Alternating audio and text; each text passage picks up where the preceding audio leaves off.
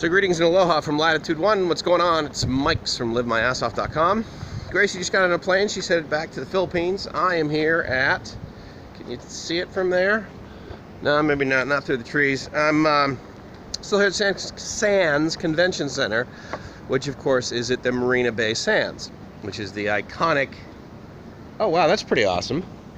I had no idea that they had the ability to raise and lower this. I literally just noticed this.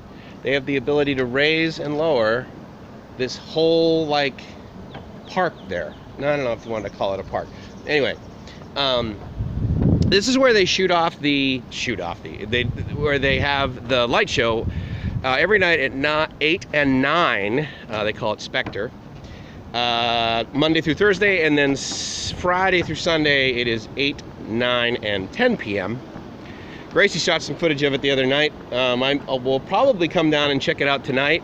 I'm gonna walk over there, which is not really that far. You just go down here, there's a bridge behind Louis Vuitton, and then there's just sort of a promenade walkway. I kind of want to check out that bridge anyway, because they seem to have these pink iconic flowers that seem to be everywhere here in Singapore.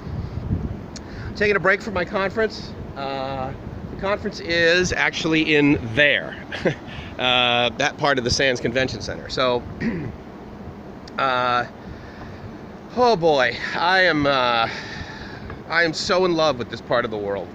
I love the heat. It's probably 90, 95 right now with the sun beating down on me. And I'm wearing pants. I got jeans on actually, which is sort of a little excessive, really. Usually it would be nice to wear some like thin slacks or something. But I've been traveling for the last month, and I really didn't want to lug around. I do wish I had a sport coat. That would be nice. I prefer to wear that during these conferences, these IT meetups.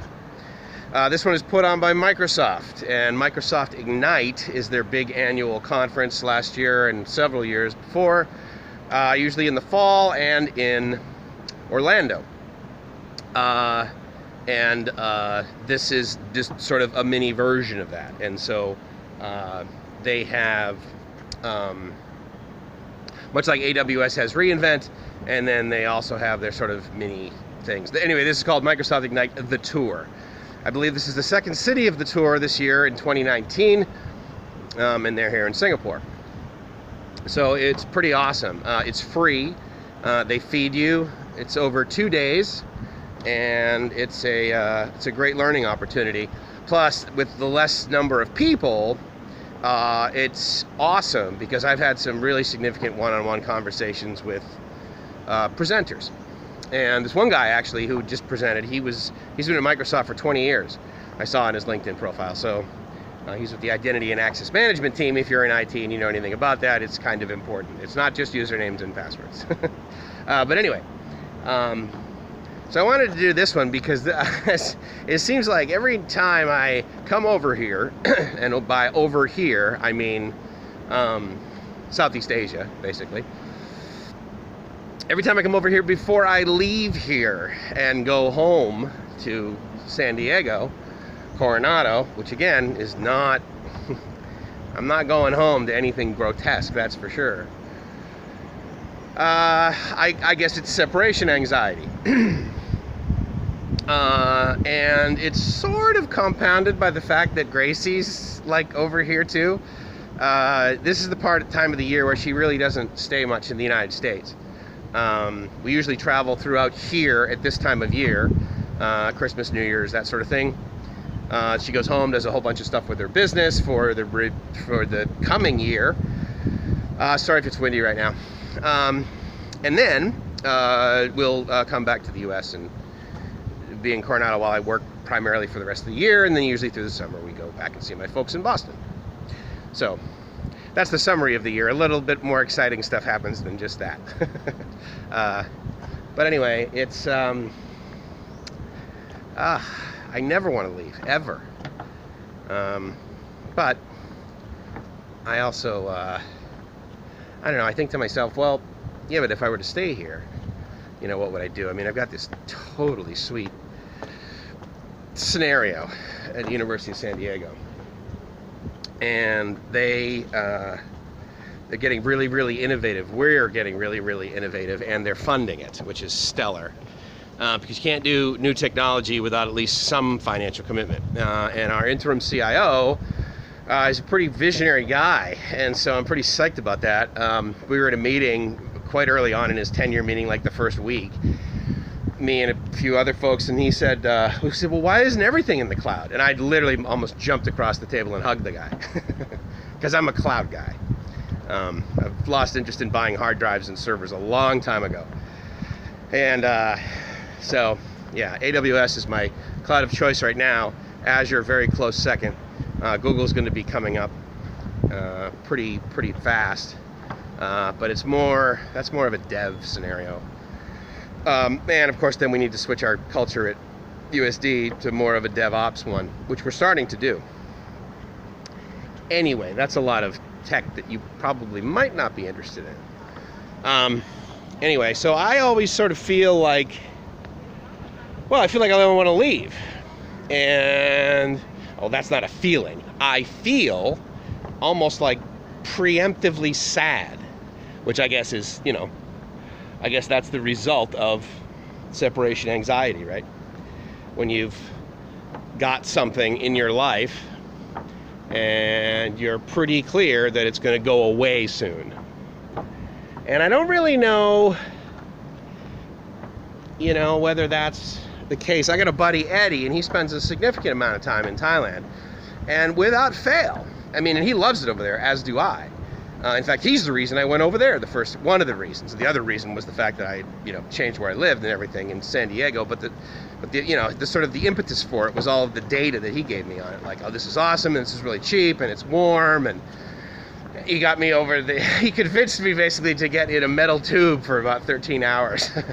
I'd take a plane flight over the Pacific, because before that I was like, oh my God, 6 hours to Boston is horrendous. Now I'm like, it's a cakewalk. 6 hours, you kidding me? If the flight's over 13 or 14 hours, that's a long flight for me. But 10, 11, 12 even, watch 3, 4, 5, 6 movies. They feed you every 2 hours. It's a pretty sweet gig. Actually, I don't mind these quarter or third of the way around the world flights that I basically take to get over to Southeast Asia. Anyway, to the point of my friend Eddie, who's in Thailand right now, actually, and he goes over there now. He's retired now, so he goes over there for, sometimes, 4, 5, 6 weeks at a time.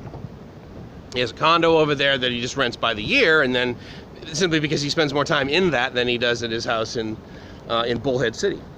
And but without fail, at some point during his tenure over there, he sends me a message and says, yeah, I really can't wait to get back to America, back to the United States, and back to San Diego specifically. Because you don't really, you don't go back into a country. You go into your home, you go into your city. So he misses his home. And I don't get that, because I haven't really spent a lot of time over here yet. I haven't spent any more. I think the most amount of time I've ever spent has been just under 6 weeks at a time in Southeast Asia, and that was probably 2 years ago, maybe. But for the most part, I usually leave like the week before Christmas, and then I come back in early January, and it's awesome. I love it. So anyway, so I got this separation anxiety thing going on, and you guys may go through it as well. You may not. And just to let you know, I'm going to upload this and throw this on YouTube for a couple reasons. One is that for $18, I have a SIM that has 100 gigs of data at 4G speed, 4G LTE speed. And I'm like, okay, like what don't I want to upload, right? I could stream live video for the next 4 days and I wouldn't use 100 gigs. Anyway, thank you, Singapore. That's with Singtel. Very similar deals are available. They have a whole bunch of, they have a number of things that cater to the tourists here, not the least of which is the tourist SIM. And many other countries have that too. When you get off the airport, get yourself a tourist SIM.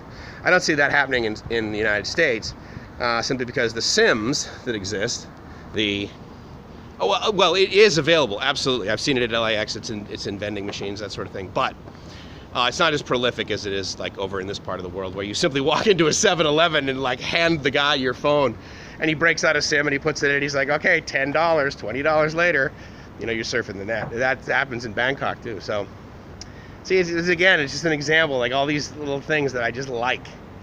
I can't talk about this stuff without smiling, you know.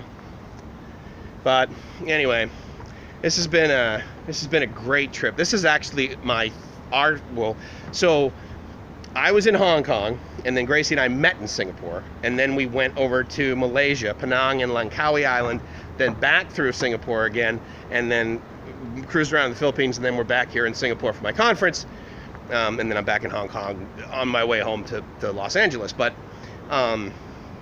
so this is the third trip to Singapore in the last month.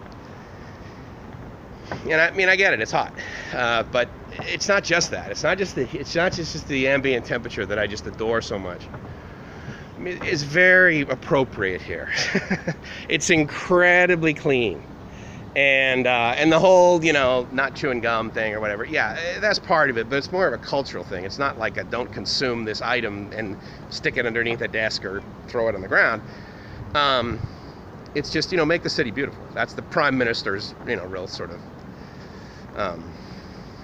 mission, one of his, and it is. It's beautiful here, but you know, it's also very businesslike. This isn't beautiful because it's a gigantic tropical beach paradise where you can get rooms on the water for less than $200 a night.